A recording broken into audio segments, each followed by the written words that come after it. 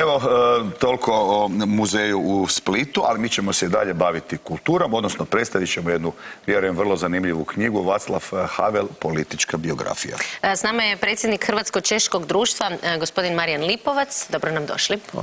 Dobro jutro, ili? Češki? Dobre rano. Dobre rano. Dobre rano. Ano, dobre rano. Jutro je njima rano uvijek. Da.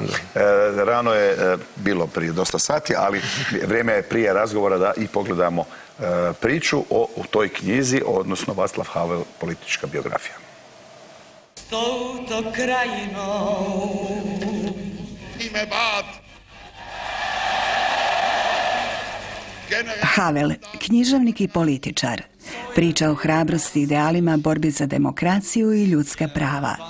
Pisati o njemu veliki je izazov, ali i inspiracija. Slažu se Jasna Marcelić i Marijan Lipovac, autori prve knjige na hrvatskom jeziku koja popularizira ideje velikog Čeha. Politička biografija Václava Havela je imala temelj u mom postdiplomskom specijalističkom radu na regionalnim komparativnim studijama srednje i jugoistočne Europe.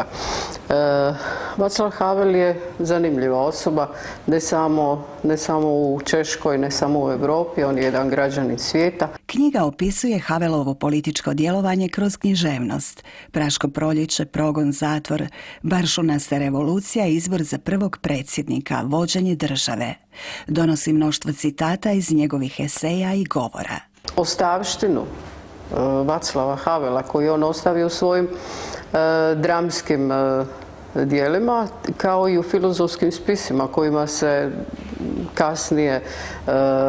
kasnije posvetio nakon svog predsjedničkog mandata, vrijedno je proučavati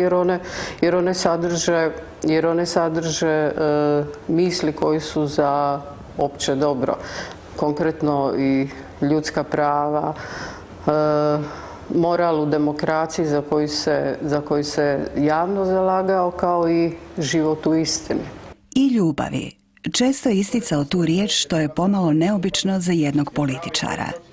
Istina i ljubav moraju prevagnuti nad lažima i mržnjom, govorio je Havel. A citat o demokraciji obilježio je njegovo političko djelovanje. Urođena mana demokracije jeste to što onima koji s njom računaju pošteno, neizmjerno veže ruke, a onima koji demokraciju ne uzimaju ozbiljno omogućava tako reći sve. Svako vrijeme treba svoga Havela, kažu autori ove vrijedne knjige, koja je još jedna spona s tom prijateljskom zemljom, s ostavštinom čovjeka koji je pružio svoju potporu onda kada je bilo najteže, u vrijeme hrvatske borbe za slobodu.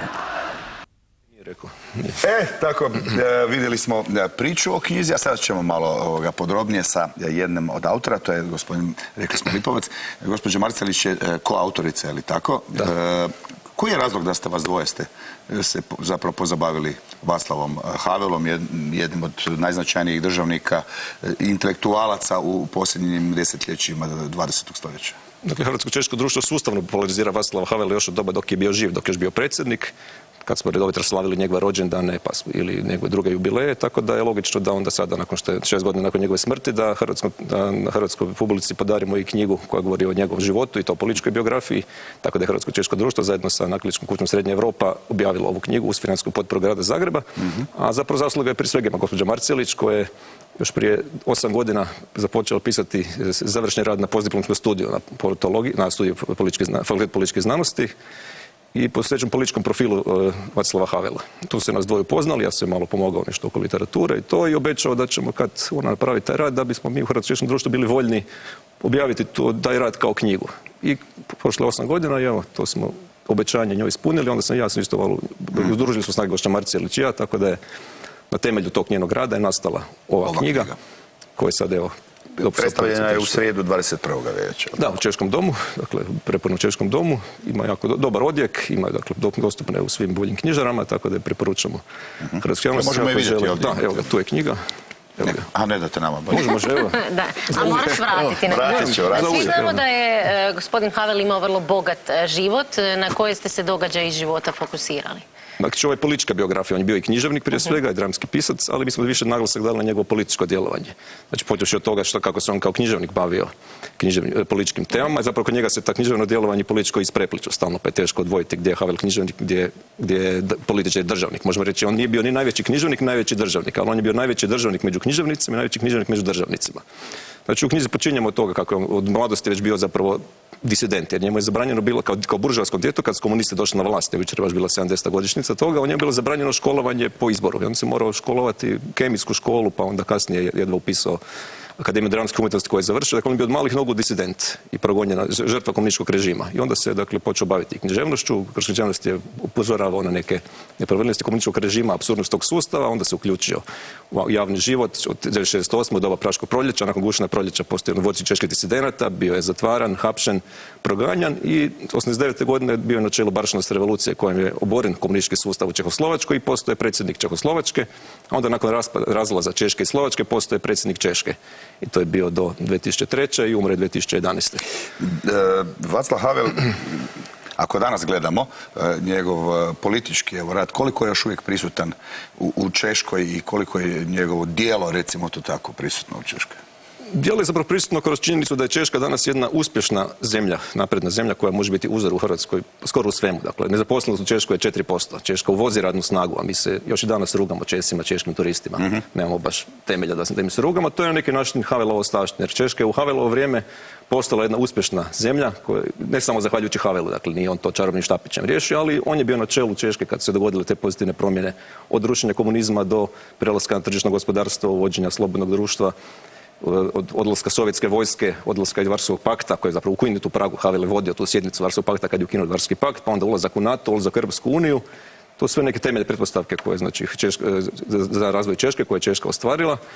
I Havel simbolizira taj češki uspjeh, tako da je to zapravo njegova ostavština, a ove njegove ideje, to je zapravo, to trajno živi, to je zapravo uzor ne samo Česima, nego cijelom svijetu, to da politika treba biti moralna, treba biti usmjerena općem dobru, usmjerena prema čovjeku, da politika nije sama sebi svrha, da politika nije samo umijeće mogućeg, nego da mora biti umijeće nemogućeg, to znači umijeće usavršavanja sebe i svijeta oko sebe. I Havel je u tome u velikoj mjeri uspio.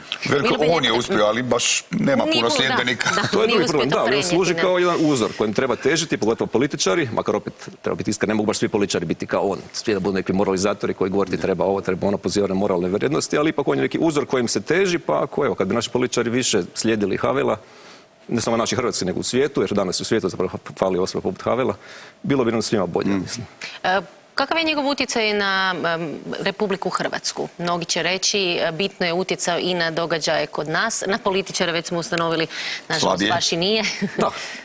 On je znači jedan od ljudi koji su rušili komunistički sustav koji je vladao znači, u srednjoj i istočnoj Europi, pa je prema tome on jedan od ljudi kojom mi dugujemo i svoju slobodu. Hrvatski narod dobio svoju slobodu rušenja komunističkog sustava. A ono što je važno, on je dao potporu Hrvatskoj u vrijeme srpske agresije i naše borbe za samostalnost, kada je bio zapravo među rijetkima u svijetu koji je shvaćao što se događa ovdje na području bivše Jugoslavije, koja je prava strana, koja je kriva strana. Tako da on dao potporu Hrvatskoj, Bosni i Hercegovini i Kosovu kao žrtvama srpske agresije, otvoreno osuđivao Miloševića, uspoređivao ga sa Hitlerom i kritizirao međunarodnu zajednicu što ne reagira na to. On je provlačio povijesne paralele između okupacije Čehoslovačke 38. 39. i događaja u bivšoj Jugoslaviji. I ono što je za nas važno, on je branio čak i legitimitet operacije Oluja, u kojoj su inače poginulo 2 češka umproforca. I on je mogao reći isto osuditi na valu, biti populista, reći osuditi Oluja. On je rekao ne, Hrvatska je samostalna država, ja pravo osloboditi svoja područja. To je već dovoljno da imamo vrlo skoro još jedne vijesti. Evo za kraj, pripremali se nešto još novoga u češko-hrvatskom prijateljstvu? Dakle, ovo je 8. knjiga koju je izdalo Hrvatsko-češko društvo, a prvo smo izdali prije 18 godina, to su bila knjiga govora Václava Havela, tako da ove godine slavimo 18 godina svoje izdavačke djelatnosti, svoje punoljetno svoje izdavačke djelatnosti, barem kad su knjige u pitanju. Uskoro će izaći knjiga koju radimo sa muzejima Ivana Meštrovića, to je o vezama Ivana Meštrovića s Česima, također jedna zanimljiva knjiga. Pa onda se opet vidimo. Pa vidjet ćemo se, imate materijala koliko god želite, veze Hrvatske i Češke su stoljetne, možemo slobodno reći. Tisućljetne, a naši ljudi masovno su nekad studirali u Češkoj i zapravo sve vrijednosti zapadne i stečevine su preko Praga i dolazile do nas. Hvala vam lijepa na Djekuju, jel? Djekuj. Hvala vam na gledovanju, dobro me jutro. Pred nama su još jedne vijesti, vidimo se nakon njih.